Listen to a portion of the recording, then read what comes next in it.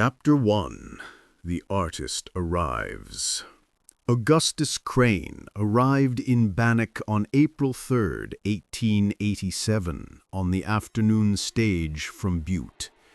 He was a tall, thin man of approximately 50 years, with delicate hands and a European manner of dress, a black frock coat, silk cravat, and a top hat that seemed more suited to San Francisco than a dying mining town. Bannock was already a ghost of its former self, once the first territorial capital of Montana and a booming gold camp of over 3,000 souls. By 1887, it had dwindled to barely 400 residents. Main Street, officially called Bannock Street, was lined with abandoned buildings. The Goodrich Hotel still operated, as did Skinner's Saloon and the Bannock Mercantile, but most businesses had relocated to Virginia City or Helena. Augustus took rooms at the Mead Hotel on the corner of Bannock Street and Hangman's Gulch Road, a grim name earned in 1864 when Sheriff Henry Plummer and his gang of road agents were hanged there. The hotel proprietor, a widow named Mrs. Abigail Winters, later testified that Augustus paid for 6 months in advance with gold coins bearing Spanish markings. He was a gentleman, Mrs. Winters told me, polite, quiet. He kept strange hours, worked through the night, slept during the day. But he paid well and caused no trouble. He said he was a dollmaker by trade, said he'd come to Montana for the dry air, said it was better for his craft.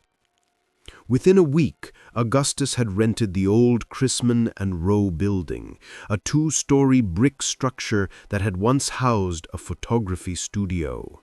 The building sat at the end of Main Street, isolated from the other businesses, with large windows facing north for natural light.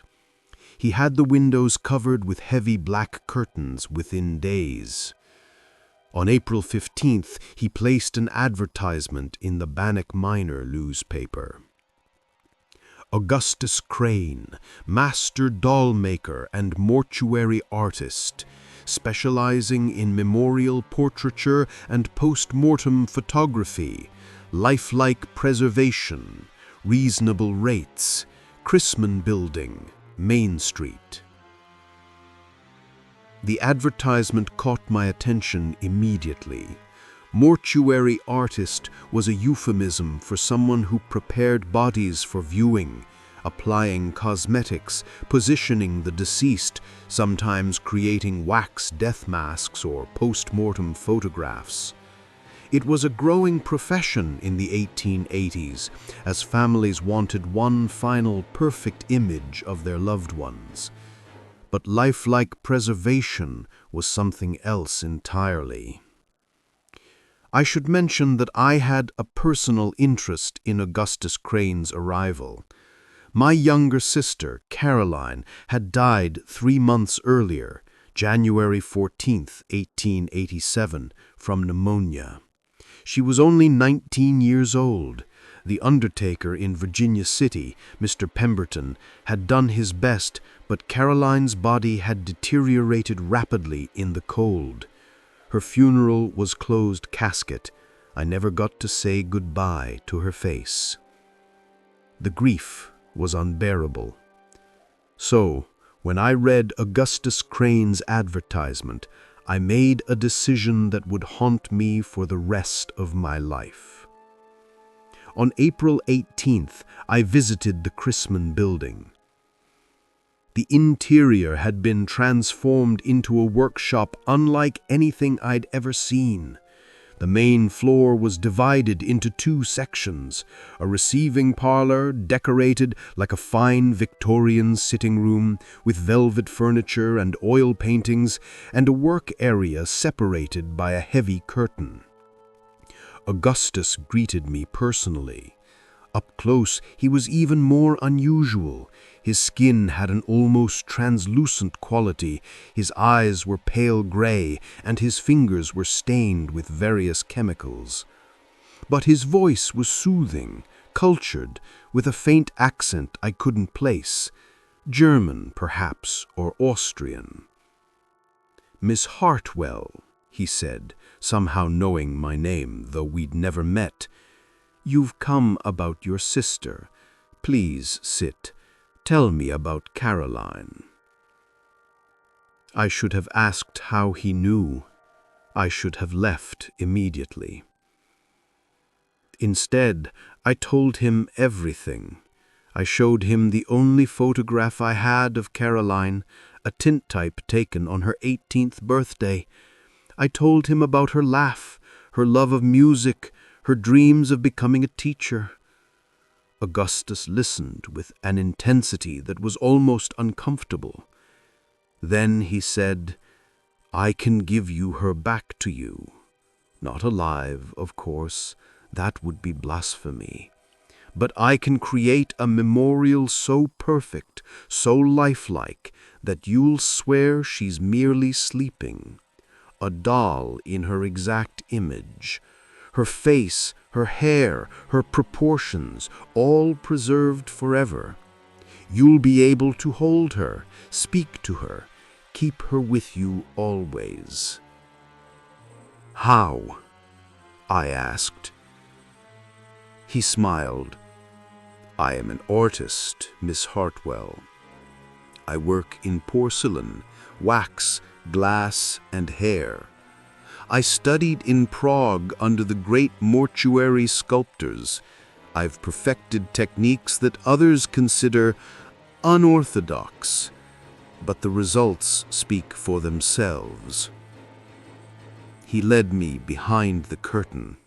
The work area was filled with tools I recognized from surgical theaters: scalpels, bone saws, preservation chemicals. But there were also molds, kilns, glass eyes in every color, and shelves lined with porcelain faces in various stages of completion. And in the corner, on a velvet-lined table, was a doll.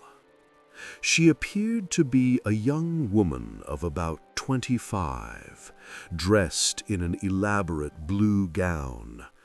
Her face was breathtakingly realistic: porcelain skin with hand-painted details, real human hair styled in an intricate updo, glass eyes that caught the light perfectly. She looked asleep, peaceful, almost breathing. "This is my latest work," Augustus said, "commissioned by a family in Butte. The deceased was their daughter, taken by scarlet fever. They provided me with photographs, a lock of her hair, and measurements from her clothing. I created this memorial in 6 weeks. They were overcome with joy." I stared at the doll. It was beautiful. It was disturbing. It was exactly what I wanted. "How much?" I whispered. "For you, Miss Hartwell, because I sense your grief is pure, $200, half now, half upon completion. I'll need that photograph, any personal items of Caroline's, clothing, jewelry, a lock of hair if you have it, and 6 weeks. I paid him that day. I gave him Caroline's favorite dress, her silver locket, and a braid of her hair I'd kept from when she was a child. I signed a contract that I didn't read carefully enough. The contract that said, all materials provided become the permanent property of Augustus Crane and may be used in the creation process as the artist sees fit. Chapter 2. The collection grows. Over the next month, Augustus Crane's business flourished in a way that seemed almost supernatural. Death was common in Montana Territory. Mining accidents, disease, childbirth complications, harsh winters. But in April and May of 1887, Bannack and the surrounding area experienced an unusual number of deaths. Not an epidemic exactly, just more than normal. On April 22nd, a miner named Thomas Wickham died in a collapse at the Grasshopper Creek Placer mine. He left behind a widow and 3 children. On April 29th, a young woman named Sarah Donovan died in childbirth at the Sisters of Charity Hospital where I worked. The baby survived. Sarah was only 22. On May 5th, an elderly shopkeeper named Mr. Chen, who ran a laundry on the edge of town, died in his sleep. He had no family in America. On May 12th, a 10-year-old girl named Emma Pritchard died from diphtheria. Each time, Augustus Crane was there within hours, offering his services to the grieving families. His prices were reasonable, his manner was compassionate, and his work was extraordinary. By late May, I began seeing his creations around town. Mrs. Wickham kept her husband's memorial doll in their parlor, seated in his favorite chair. She dressed it in his mining clothes and positioned it so it appeared to be reading a newspaper. Visitors said she talked to it, served it meals, kissed it good night. The Donovan family displayed Sarah's doll in the nursery, watching over the baby. The doll held a small porcelain infant in her arms, a detail Augustus had added without being asked. Mr. Chen's doll was purchased by the owner of the laundry building and placed in the window as a memorial. Customers said its eyes followed them as they walked past. And little Emma Pritchard's doll sat in her bedroom, surrounded by her toys, wearing her Sunday dress. I began to notice a pattern. All the dolls had the same quality, that uncanny sense of presence. They didn't look like dolls. They looked like people who had been transformed into dolls, frozen, trapped. And they all had music boxes inside them. If you wound the key in their backs, they would play a lullaby. Each doll had a different song, but the melody was always slightly wrong, off-key, distorted. On May 20th, I returned to the Chrisman building to check on Caroline's progress. Augustus welcomed me into the work area. On the table, covered with a white sheet, was a form approximately the size of a young woman. "She's nearly complete," Augustus said. "Just the final details. The eyes are the most difficult. I'm hand-painting the iris to match the photograph exactly. Would you like to see?" He pulled back the sheet. I gasped. It was Caroline.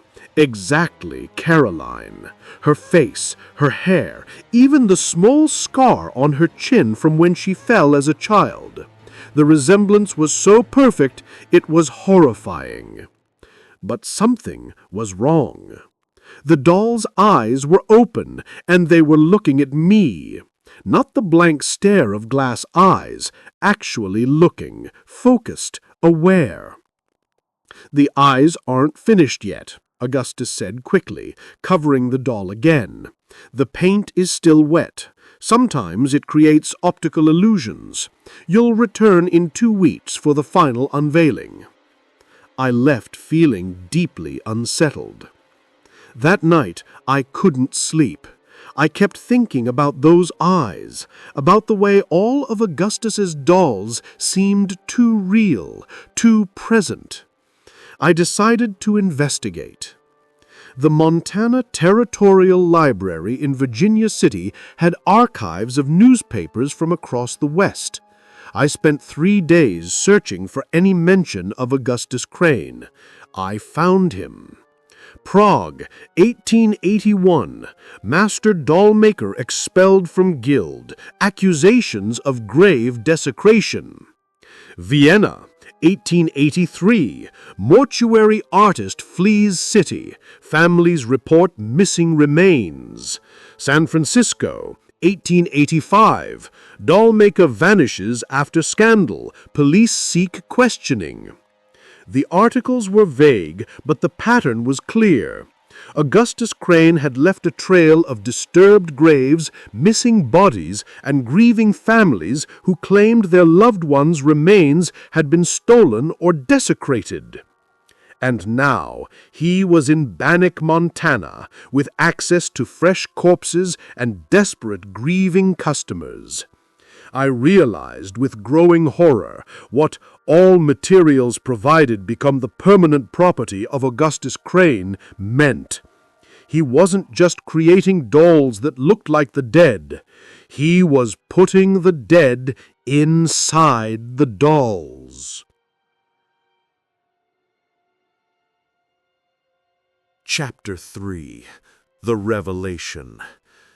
I confronted Augustus Crane on June 2nd, 1887.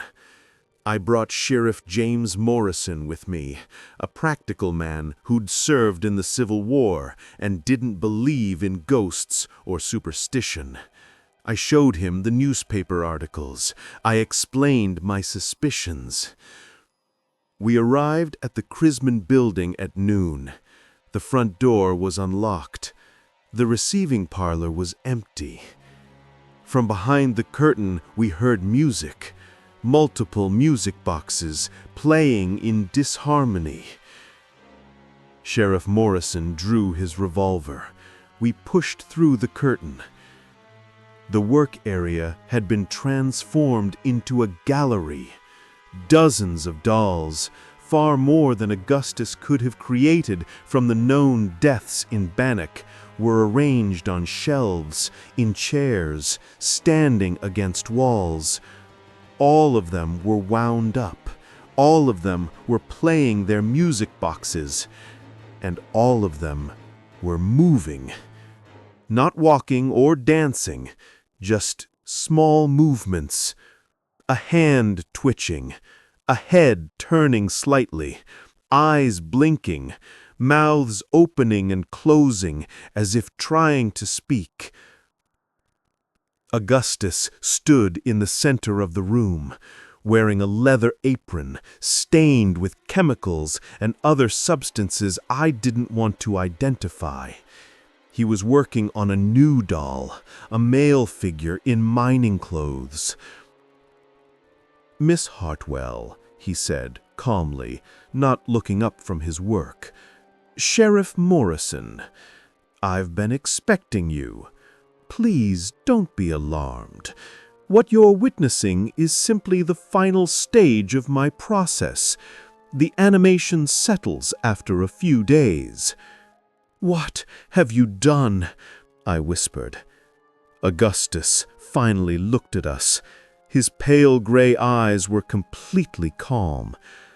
"I've perfected the art of preservation, true preservation. Not just the body, Miss Hartwell, but the soul, the essence, the self." He gestured to the dolls around us. These people were dead, rotting, returning to dust. I've given them immortality, perfect, beautiful immortality. They'll never age, never decay, never be forgotten. Sheriff Morrison cocked his revolver. "You're under arrest for grave robbery and desecration of human remains." Augustus smiled. "Am I? Tell me, Sheriff, which graves have I robbed? Every body I've worked with was legally provided by grieving families. Every contract was signed. Every payment was made. I've broken no laws. You're using human remains in these things, Morrison said. I'm using what would otherwise be wasted. Bone for structure, tissue for texture, and yes, certain essential fluids for the preservation process. But the families received exactly what they paid for, a perfect memorial of their loved ones. They're happy. The dead are preserved. Everyone benefits. The dead aren't supposed to move, I said. Augustus's expression changed. For the first time, I saw something like pride or madness in his eyes. That's where you're wrong, Miss Hartwell. The dead want to move. They want to speak. They want to be remembered. I've simply given them the means. The porcelain bodies are vessels. The music boxes are hearts. And the souls are grateful. He walked to one of the dolls, the one that looked like Sarah Donovan, the young mother who died in childbirth. Ask her yourself, Augustus said. He wound the music box in the doll's back. The doll's mouth opened, and it spoke. Not in Sarah's voice, in something hollow and distant, like wind through a tunnel. Thank you. I see my baby. I watch. I wait. Sheriff Morrison fired. The bullet struck the doll in the chest, shattering the porcelain. The music box inside broke with a discordant crash. The doll collapsed, and every other doll in the room began screaming. Not human screams, mechanical, grinding sounds mixed with voices. The music boxes all wound themselves, playing faster and faster. The dolls began moving violently, jerking, twitching, reaching towards us. Augustus laughed.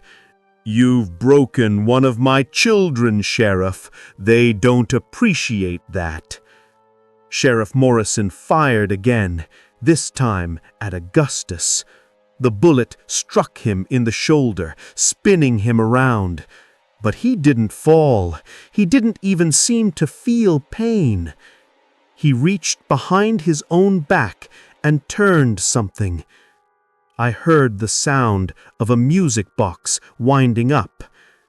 Did you think I wouldn't perfect the process on myself? He said. His voice was changing, becoming hollow like the doll's. He opened his shirt. Where his heart should have been, there was a glass window set into his chest. Behind it, I could see gears, springs, and a golden music box mechanism ticking and turning. I am the bridge between life and death, Augustus said. I am the artist who conquered mortality. And you, Miss Hartwell, are about to see your sister again. He pulled a sheet off a table in the corner. Caroline's doll sat there, complete, perfect, beautiful, and awake. Her glass eyes focused on me. Her porcelain lips moved, and in a voice that was almost, but not quite, my sister's, she said, Elizabeth, why did you let me die? Chapter 4. The Burning. I don't remember much of what happened next. Sheriff Morrison told me later that I screamed, that I grabbed a kerosene lamp from the wall and threw it at the shelves of dolls. The fire spread instantly. The chemicals Augustus used. The dolls burned, and as they burned, they screamed. Dozens of voices, all crying out in agony or relief, I couldn't tell which. The music boxes melted, their songs distorted into metallic shrieks. The porcelain faces cracked and shattered in the heat. Augustus tried to save them. He ran into the flames, gathering dolls in his arms, trying to carry them to safety. But there were too many, and the fire was too fast. Sheriff Morrison dragged me out of the building. We stood in the street and watched the Chrisman building burn. The entire town of Bannock came out to watch. Mrs. Wickham was there, screaming for her husband's doll. The Donovans were there, trying to run inside to save Sarah. Morrison had to physically restrain them. The building burned for 3 hours. The volunteer fire brigade from Virginia City arrived too late to save anything. By sunset, the Chrisman building was a smoking ruin. They found Augustus Crane's body in the rubble the next morning, or what was left of it. The fire had been so intense that most of the remains were ash, but they found the music box mechanism from his chest melted and fused with his ribs, and they found his hands, perfectly preserved, as if he'd protected them from the flames at the cost of everything else. The official report, filed by Sheriff Morrison on June 4, 1887, stated, Augustus Crane, Dollmaker, died in an accidental fire at his place of business. The fire was caused by the ignition of chemical materials used in his craft. No foul play is suspected. Several memorial dolls were destroyed in the fire. The families have been notified. No mention of the moving dolls. No mention of the screaming. No mention of what Augustus had really been doing. Morrison told me privately, some things don't need to be in official records. The families are grieving enough. Let them think their loved ones' memorials were just dolls. Let them think Crane was just an eccentric artist. The truth would destroy them. I agreed. I wanted to forget. I wanted to believe it was over. But it wasn't over. 3 days after the fire, Mrs. Wickham was found dead in her parlor. She'd hanged herself from the same beam where Sheriff Plummer had been executed in 1864. Her suicide note said, I can still hear Thomas's music box playing. I can't make it stop. I need to be with him. A week later, the Donovan family left Bannock in the middle of the night, abandoning their home and business. Neighbors reported hearing a baby crying in the empty house for days afterwards, though the Donovans had taken their child with them. Mr. Chan's laundry burned down under mysterious circumstances. The owner swore he saw a figure in the window, a porcelain face reflecting the flames, before the building collapsed. And little Emma Pritchard's parents moved to Helena, but not before Emma's mother told me something that still haunts me. I went into Emma's room the night after the fire. The doll was gone. We thought it burned with the others, but Emma's toys were rearranged. Her tea set was laid out for two, and on her pillow there was a note in handwriting I didn't recognize. It said, I'm still playing. Come find me. Bannock began to empty out. Families left in the night. Businesses closed. By the end of summer 1887, the population had dropped to less than 200. People said the town was cursed, that Augustus Crane's death had released something, that the dolls were still out there, still moving, still looking for their families. I stayed in Virginia City. I tried to continue my work at the hospital, but I couldn't stop thinking about Caroline, about her doll burning in the fire, about her voice asking why I let her die. about the possibility that some part of her, some fragment of her soul had been trapped in that porcelain shell. On August 15th, 1887, I received a package. No return address, postmarked from Butte, Montana. Inside was a music box, small, golden, intricately carved, and a note in elegant handwriting. Dear Miss Hartwell, you destroyed my gallery, but you cannot destroy my art. The process continues. The dead still need faces, and I still have your sister's hair, her dress, her locket. I still have everything I need. She will be reborn, perfect, beautiful, waiting for you. Come to Pale Horse Ridge when you're ready to see her again. A.C. Pale Horse Ridge. I'd never heard of it. I spent weeks searching maps, asking locals, checking territorial records. No place called Pale Horse Ridge existed in Montana, until I found a reference in an old mining survey from 1864. An unnamed ridge north of Bannock, where prospectors had reported finding human bones arranged in strange patterns. The surveyor had written, "The men refuse to work this area. They say the ground is cursed. They call it Pale Horse Ridge, after the rider in Revelation. I recommend avoiding this location." The survey included rough coordinates.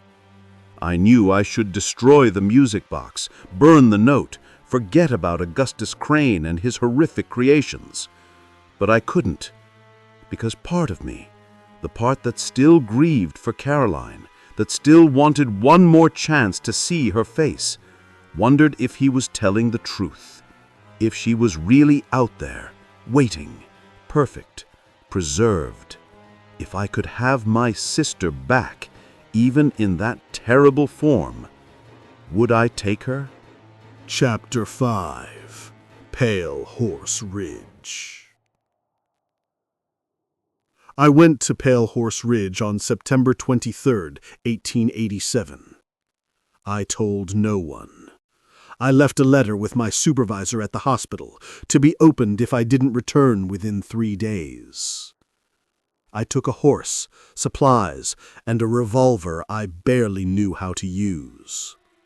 The coordinates led me to a narrow valley about 15 miles north of Bannock, accessible only by an old game trail. The ridge itself was a formation of white limestone that did indeed resemble the pale horse of Revelation, a skeletal shape against the Montana sky.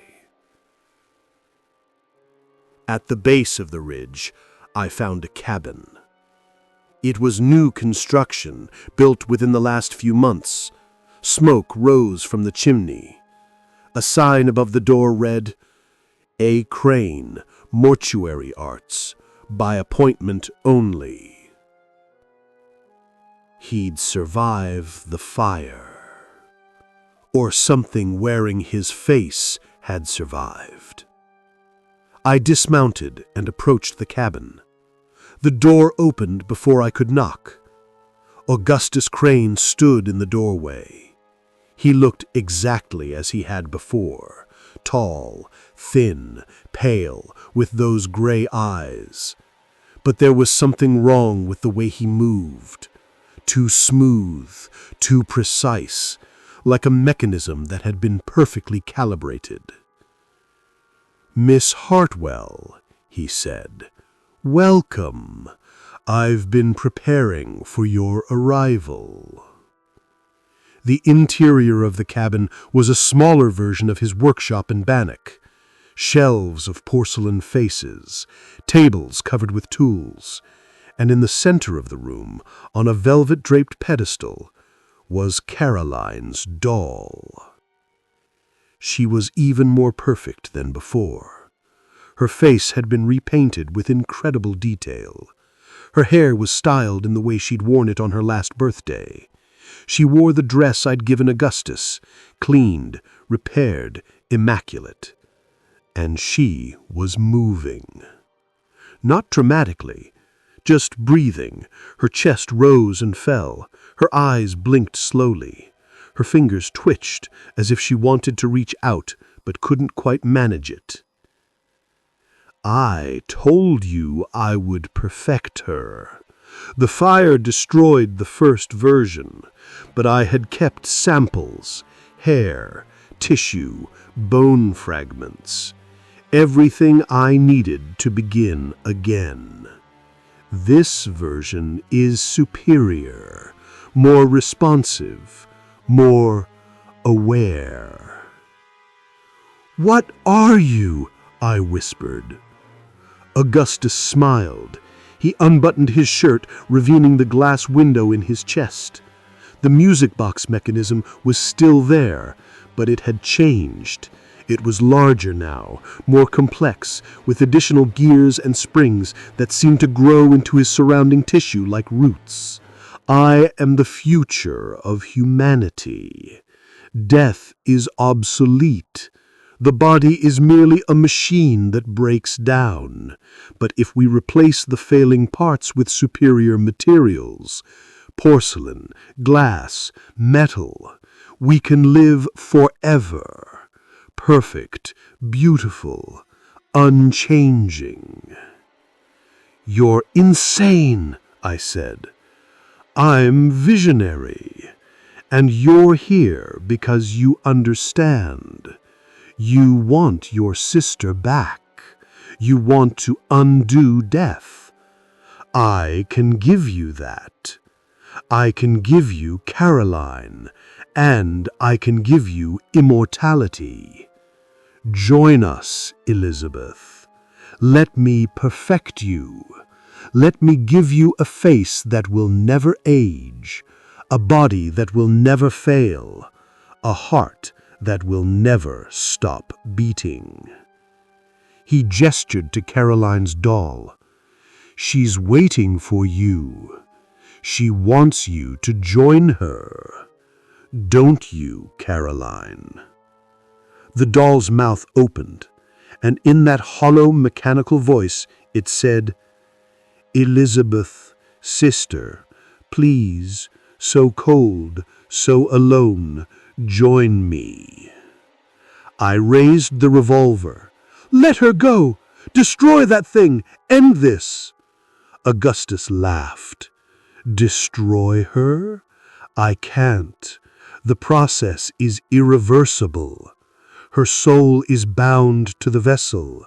If I destroy the doll, her soul will be trapped in the fragments forever, conscious, aware, unable to move or speak or die.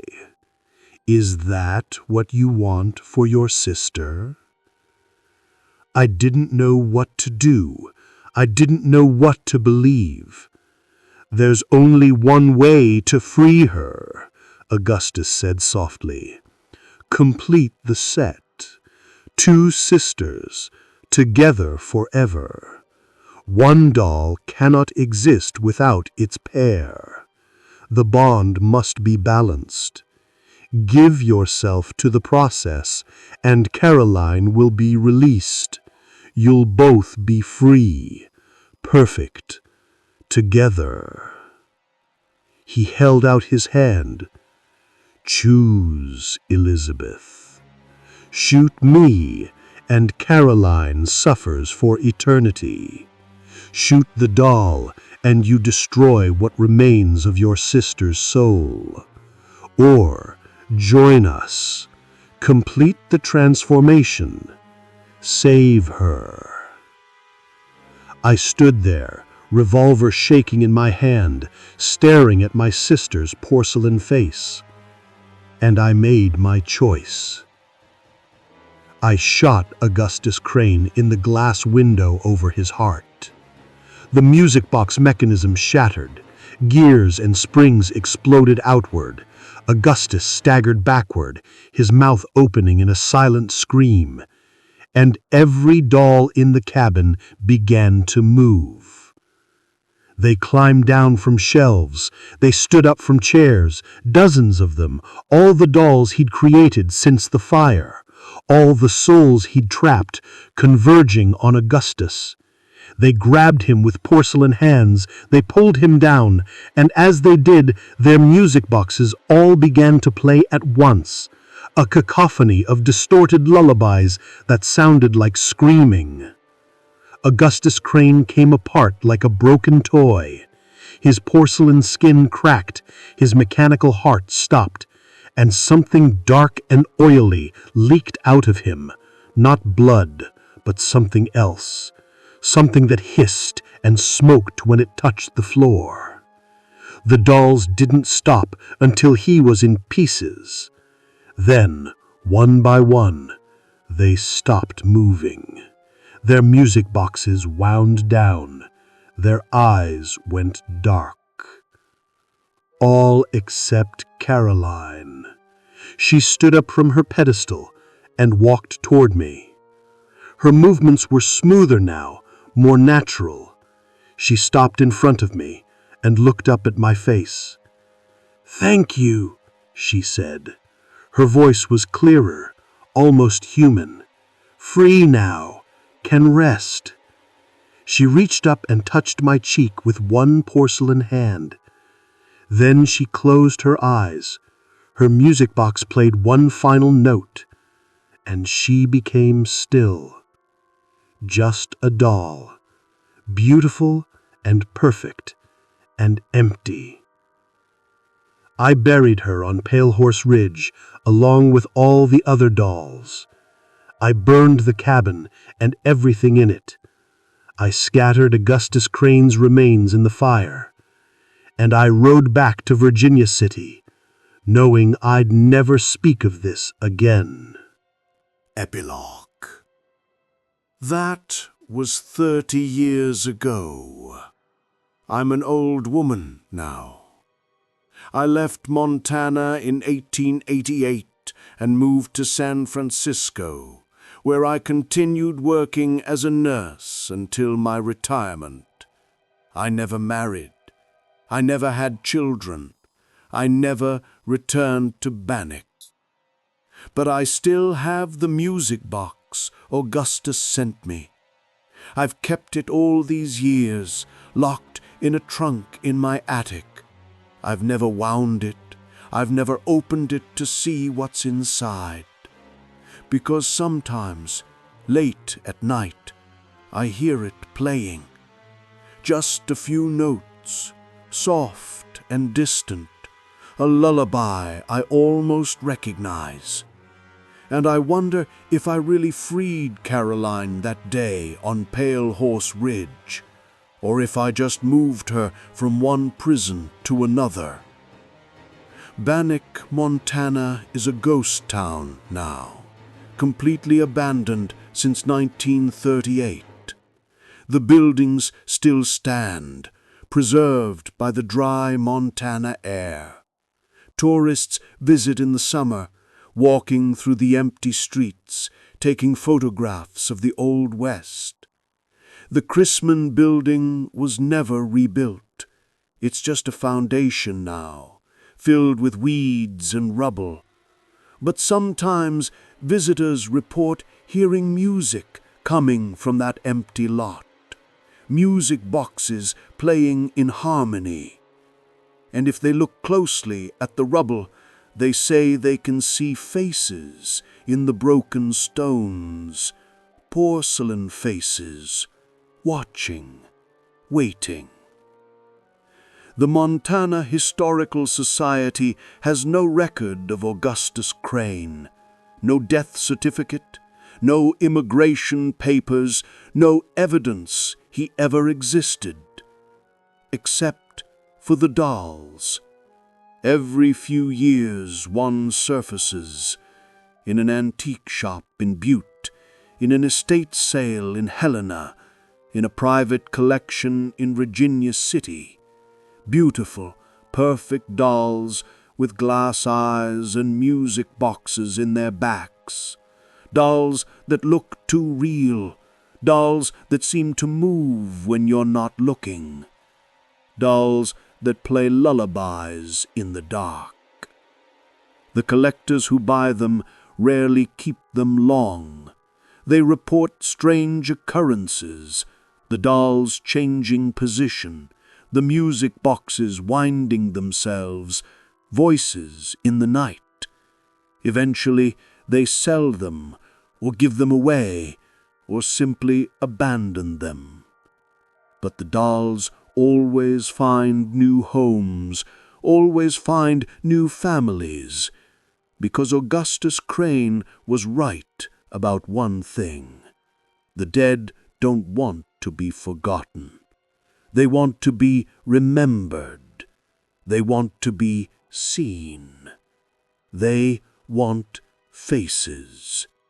And somewhere in Montana, on a ridge shaped like a pale horse, there is a workshop that still stands, hidden, waiting, with shelves full of porcelain faces and a music box that never stops playing. If you ever find yourself in Bannock, Montana, walking those empty streets, listening to the wind through the abandoned buildings, don't go looking for Pale Horse Ridge. Don't follow the sound of music boxes.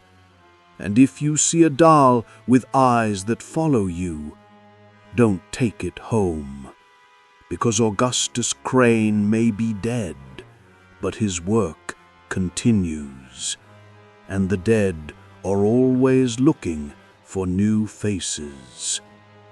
This has been the Dollmaker of Pale Horse Ridge. He gave the dead new faces, a Mysteries of the Old West production. If this tale of terror from Montana's frontier chilled you to the bone, subscribe to our channel and turn on notifications for more stories from the dark heart of the American West. Leave a comment. Would you have taken the doll? Would you have tried to save your loved one or let them rest? Remember, some things are worse than death. Until next time, keep your loved ones close, but not too close.